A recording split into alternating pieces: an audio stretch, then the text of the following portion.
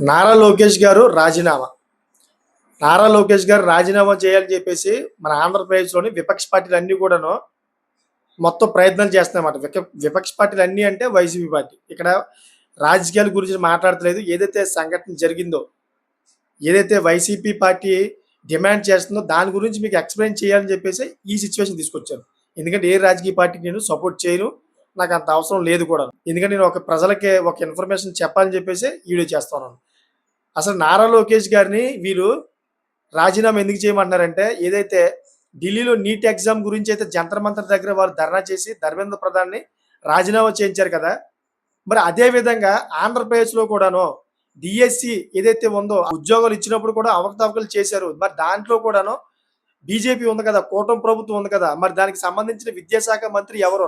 లోకేషే కదా! లోకేష్‌ని మరి రాజీనామా చేయాలి కదా! అని చెప్పేసి ఒక గట్టి పట్టుకొని ఒక పెద్ద గళం వినిపిస్తా ఉన్నారు. ఒకసారి మీరు ఆలోచించాలన్నమాట. దీని గురించి మీకు ఒక కీలకమైన అంశాలు చెప్తాను. ఒకవేళ లోకేష్ గారిని రాజీనామా చేయాలని చెప్తే గనక, రాజీనామాలు 100% చేయాలని చెప్తే గనక, ఫ్యూచర్‌లో ఏం జరుగుద్దో మీకు ఒక విషయం చెప్తాను. ఏంటంటే అది, ఫ్యూచర్‌లో ఏం జరుగుద్దో చెప్పే ముందు రీసెంట్‌లీగా జరిగిన సిట్యుయేషన్ ఏదైతే డీఎస్సీలోని జాబ్‌ల గురించి జరిగాయి కదా! దాని గురించి చెప్తాను. ఏంటంటే డీఎస్సీలోని కొంతమంది విద్యార్థులకి ఎవరైతే స్టూడెంట్స్ ఉన్నారో వాళ్ళకి క్యాండిడేట్స్‌కి మాట. ఆ క్యాండిడేట్స్‌కి ఉద్యోగాలు రాలేదు.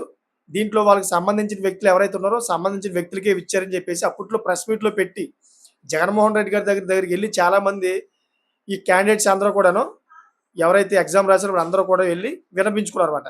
దానికి రిప్లైగా అంటే దానికి కౌంటర్‌గా వీళ్ళు అర్థం వచ్చేలాగా ప్రజలందరూ కూడాను ప్రభుత్వం కూడా ఏం చేసిందంటే ఒక ప్రెస్ మీట్ పెట్టి ఎవరైతే సంబంధిత అధికారులు ఉన్నారో, ఏదైతే డీఎస్సీ నోటిఫికేషన్ సంబంధించిన అధికారులు ఎవరైతే ఉన్నారో వాళ్ళందరూ కూడాను ఏం చేశారంటే ఎవరెవరైతే జగన్మోహన్ రెడ్డి గారి దగ్గరికి వెళ్లి ఇలా చెప్తా ఉన్నారో వాళ్ళ గురించి మొత్తం చిట్టా అంతా ఓపెన్ చేశారన్నమాట. మీరెళ్లి ఒకసారి ప్రీవియస్ వీడియో చూడొచ్చు.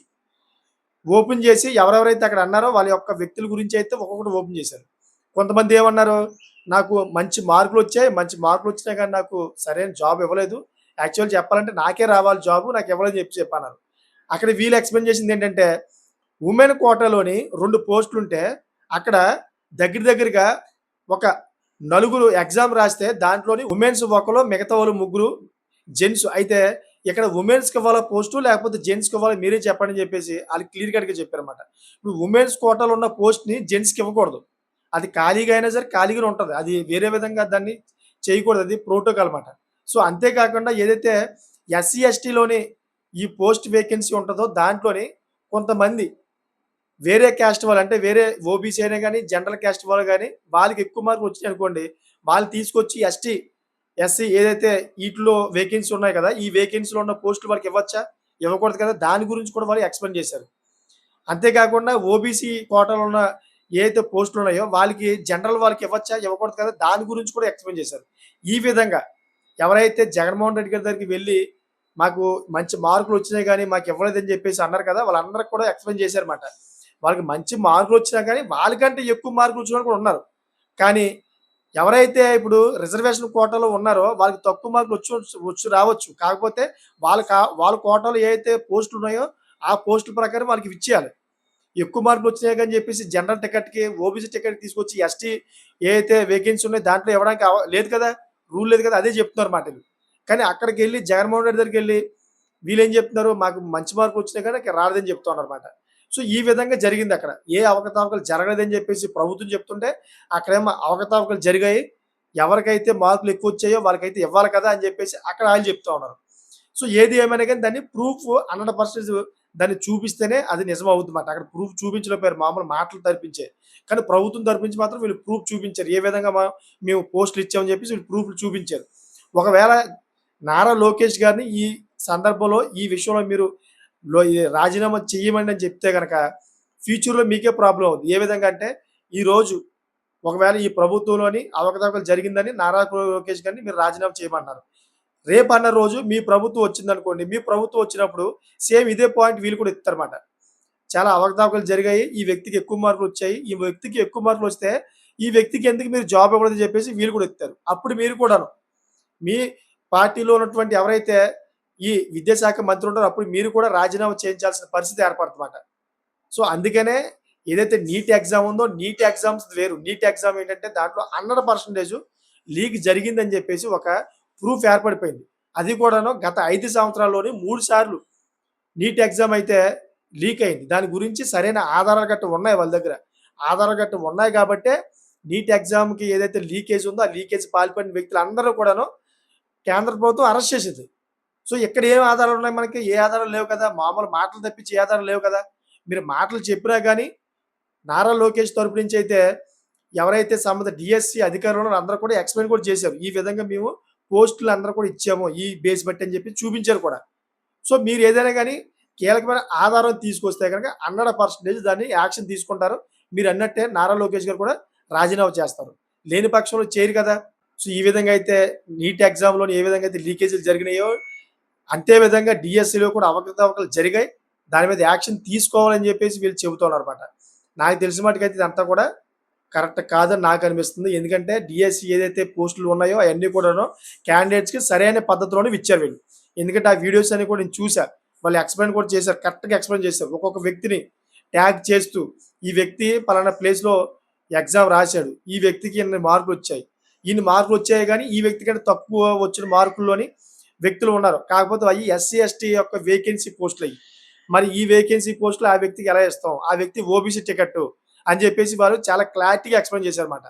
రూల్స్ కదా! ఇప్పుడు ఏ క్యాస్ట్‌కి ఆ క్యాస్ట్‌కి మనకి వేకెన్సీ ఉంటాయి. ఓబీసీకి ఇన్ని పోస్టులని, ఎస్సీ, ఎస్టీకి ఇన్ని పోస్టులని, జనరల్‌లో ఇన్ని పోస్టులని చెప్పేసి ఆటోమేటిక్‌గా దాంట్లో విడదీసి ఉంటాయి.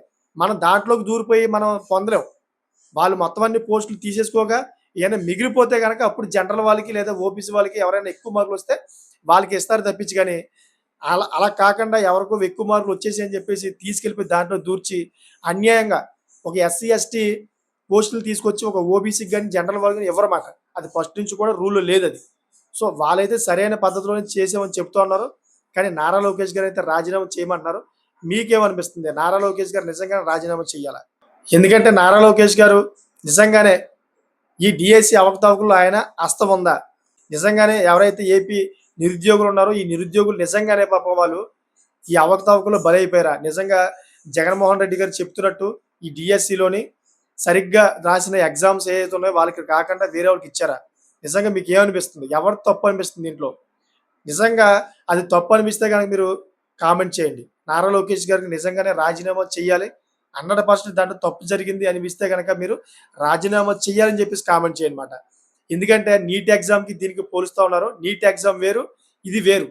నీట్ ఎగ్జామ్ అనేది లీకేజు, ఇదనేది అవకతవకలని చెప్పి ఒక ఆరోపణలు మాత్రమే చేస్తా ఉన్నారన్నమాట. 100% ప్రూఫ్ లేదు. మీకేమనిపిస్తుందో అది దీన్ని కామెంట్ చేయండి. ఎందుకంటే దీంట్లో ప్రతి ఒక్కరికి నిజం తెలియాలని చెప్పేసి నేను కామెంట్ చేయమని చెప్తానన్నమాట. ఎందుకంటే లేనిపోనియన్నీ కూడా సృష్టించుకొని మనకు మనం నాశనం అయిపోవడం మాత్రం కరెక్ట్ కాదు. యువతను రెచ్చగొట్టడం కరెక్ట్ కాదు నాకు తెలిసిన మట్టుకైతే. ఇప్పుడు భారతదేశంలోని ఇప్పుడు జరిగిన పరిస్థితి చూస్తే గనక భారత ప్రజలందరూ కూడా బాధపడతా ఉన్నారన్నమాట. ఎందుకంటే ఒక బంగ్లాదేశ్, ఒక నేపాల్‌లోని ఇంత దారుణమైన పరిస్థితులు చూసినప్పుడు ప్రపంచ దేశాలన్నీ కూడా నవ్వాయి ఆటిల వంక చూసి. చిచ్చి ఇదేంట్రా బాబు! వాళ్ళ కంట్రీ యొక్క కంట్రోలింగ్ సరిగ్గా లేదు. వాళ్ళ రాజకీయ నాయకులందరూ కూడా సరిగ్గా లేదు. వాళ్ళంతా లేబర్ కంట్రీలు అంతే వాళ్ళకి నాలెడ్జ్ ఉండదు వాళ్ళకి అని చెప్పేసి మొత్ మొత్తం ప్రపంచ దేశాలన్నీ కూడా చూసి నవ్వాయి. వాళ్ళకి విలువ లేదు. సేమ్ అదే విధంగా ఇండియాను కూడాను ఆ విధంగా తయారు చేద్దామని చెప్పేసి ఈ పక్క దేశాలను కూడా ప్రయత్నాలు చేస్తున్నాయి. మరి అటువంటప్పుడు మన ఆంధ్రప్రదేశ్‌లో ఈ సిట్యుయేషన్‌లో తీసుకొచ్చి మనకు మనం కొట్టుకుంటే ఏ విధంగా ఉంటదో చెప్పండి ఒకసారి? నాలెడ్జ్ లెస్ పనులు చేయకూడదని నా ఉద్దేశం. మీకేమనిపిస్తుందో అది కామెంట్ చేయండి. అదేవిధంగా ఇటువంటి లేటెస్ట్ ఇన్ఫర్మేషన్ ఎప్పటికప్పుడు ముందుకు తీసుకొస్తా ఉంటాను. నా ఛానెల్ సబ్స్క్రైబ్ చేసుకోండి. Thank for watching friends.